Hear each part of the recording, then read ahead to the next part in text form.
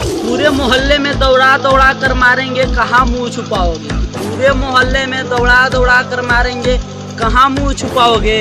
हम निशाद से झुराओगे बेटा तो सहन नहीं कर पाओगे।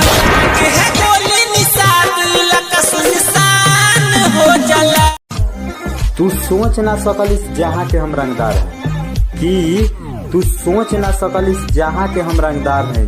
अब बेटा जौन उखाड़े को हुई उखाड़ ली है, काहे कि जात के हम चौहान हैं। जमाने से हटके चौहान जी के हम मानते हैं निषाद राज को और निषाद राज के दरबार में माथा टेके हैं। अरे हम मानते हो निषाद राज को और निषाद राज के दरबार में माथा टेके हैं। बेटा अभी तुम बच्चे हो, लगता है उल्टी खोपड़ी वाली निषाद पहली बार देखे हो।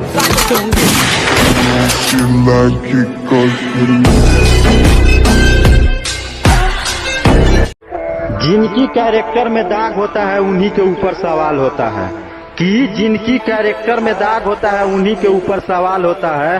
अब बेटा हम चौहान हैं, हम जहाँ जाते हैं वहाँ बवाल होता है। किसी ने गूगल पर सर्च किया निषाद को कैसे काबू में किया जाए। किसी ने गूगल पर सर्च किया निषाद को कैसे काबू करे।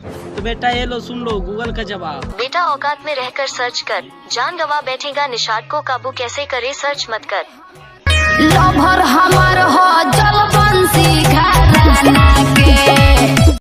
कि अरे बेटा डर ना बा कोनो के बात से, कि रे डर ना बा कोनो के बात से, काहे कि पैदाइशिए ह चौहान जात से। पावर होला खाली चौहान जाति में।